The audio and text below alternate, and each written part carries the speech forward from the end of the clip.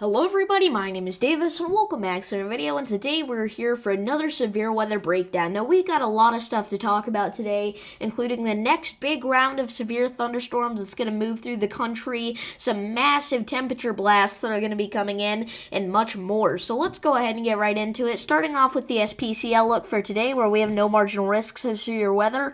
Moving on to tomorrow, we have no marginal risks of severe weather, and moving on to Monday, we have no marginal risks of severe weather. Now, you may have heard me say in the intro, severe storms. Well, Davis, what are you talking about? None of those show severe storms. Well, they've actually issued a pretty rare day 4 slight risk of severe weather here on Tuesday, extending from Des Moines back up to La Crosse. So this is a pretty big deal considering how far we are out, and they can already tell that we're going to have some significant severe weather, okay? So this is something that we're really going to have to watch out for. If things do get too much worse, I will be going live on Tuesday to cover this event for all you people in the upper Midwest that need help with what's going on. And I've also figured out now how to screen record my live stream, so I'll be able to show the live radar view at all times from a very advanced radar app that I have. So let's go ahead and move on to the National Hurricane Center, where we have a Hurricane Tammy, but we're going to break that down more later. We have disturbance as a 20% chance to form the next 7 days and a 20% chance to form the next 48 hours. That's really not a big deal. Eastern Pacific, we have Hurricane Norma, but we're going to break that down more in just a minute. And then we have disturbance as an 80% chance to form the next 7 days and a 70% chance to form the next 48 hours. That I think it's just going to be a fish storm if it forms, and I'm not even too sure if it's going to or not. Central Pacific, nothing new. So let's go ahead and move on to the tracks for Tammy and Norma. We'll start off with Tammy here, where Tammy is starting to leave the Lesser Antilles here, but is still definitely making some devastating impacts here, as it is a 85 mile per hour Category 1 hurricane. If you're in these islands here in the Lesser Antilles and you haven't evacuated yet, you need to get into shelter, as I'm sure you already know, because all day it's probably been pouring down rain there, extremely damaging wind gusts, storm surge, maybe even a tornado or two, we're not too sure. We've definitely had some flooding rains around here that have stretched all the way out into like Puerto Rico, so it's been a pretty crazy day here in the Lesser Antilles. And then Hurricane Tammy will head north, strengthen into a Category 2 hurricane, and then head north once more, and eventually most likely make some impact on Bermuda, whether that be big or small, we're not too sure yet, but that's what we know as of right now. Now, moving on to Norma here. Norma is currently making landfall as well here in southern Baja, California, as a Category 1 hurricane with 80 mile per hour winds and gusts up to 95. So again, seek shelter if you're in southern Baja, California here, as I'm sure you already are most likely if you hadn't evacuated, because these are some intense thunderstorms. Hurricane Norma will continue to head north and east, and then eventually make landfall again here in western Durango, northern Sinaloa, and this whole area here in northwest Mexico as about a 40 mile per hour storm. So not too big of a deal, but still a strong thunderstorm. Moving on to the Climate Prediction Center, 6 to 10 day temperature outlook. That's for October 27th to the 31st, which is Halloween. So this is kind of your Halloween temperature outlook. We have a gigantic area up here in the upper Midwest, specifically in the darkest blue color there in the northwestern Minnesota, northeastern North Dakota region, that has an 80 to 90% chance to see below average temperatures from the 27th to the 31st. We are 100% going to see sub-freezing temperatures. Now it's just a question of how sub-freezing.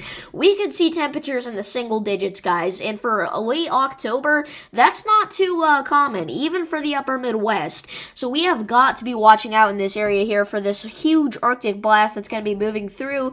Be careful when you're outside because, frostbite, hypothermia, all that good stuff.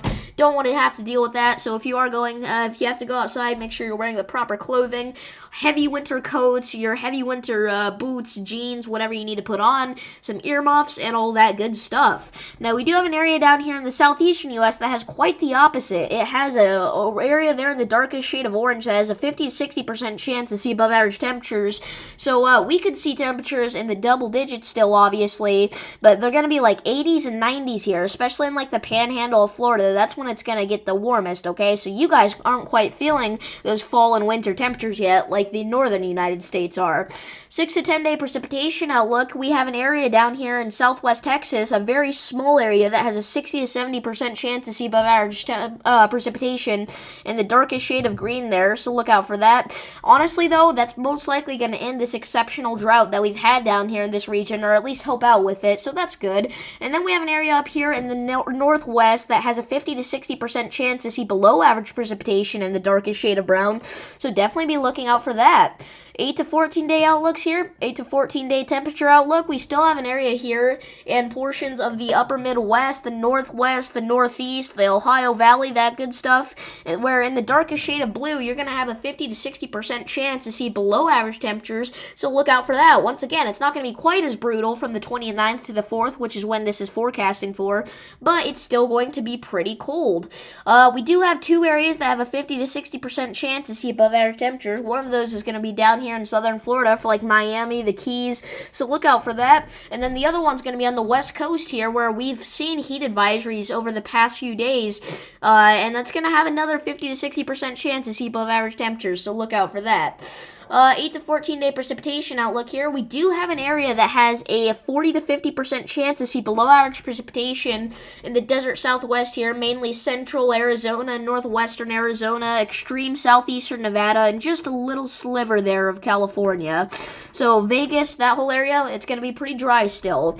Now we do have two areas that have a 40 to 50% chance to see above average precipitation as well. One is going to be down here in southwest Texas and extreme southeastern New Mexico, and the other one here is going to be in extreme northwestern California and extreme southwestern Oregon, so it's going to be a little wetter up there. Finally, watches, warnings, and advisories. This is a pretty active map right now for a lot of different reasons, okay? So the light blues, those are going to be freeze watches extending up over much of the Ohio Valley here, all the way from Virginia, West Virginia, Pennsylvania, Ohio, Northeast Indiana. We're going to see temperatures down in the 30s, maybe even the 20s in some areas, okay? It's going to be very cold, so look out, be careful driving on icy roads. Frost advisories are going to be here in effect in the dark blue for southeastern Wisconsin, which is a level lower than freeze watches, but still going to be pretty cold, so look out for that. These light tannish colors here and the pink colors, which are in portions of the Midwest and the deep south here, those are going to be special weather statements for extreme fire danger and red flag warnings for extreme fire danger. So pink, red flag warnings, tan, special weather statements. So those are going to extend all over a decent portion of the United States here. Arkansas, Louisiana, Mississippi, Alabama, Missouri, Georgia, Iowa, Illinois even. Like, it's a pretty big area here in the central United States, southeastern United States, so look out for that. Air quality alerts and dense fog advisories are also going to be in effect here for southwest Louisiana, as well as southeast Texas and the DFW region, kind of, I guess. I wouldn't really call that the DFW region, though, like the map calls it. I guess it's the Austin and San Antonio region, so look out for that. But other than that, not too much else going on right now, like as in storms. But yeah, if you guys did enjoy this video, make sure to like and subscribe. Again, Tuesday's that big day that we're going to be watching for a potential nasty fall storm, so look out for that. I'll keep you updated on this channel with almost 3 weather videos every day, and I'll see you on the next one. Peace.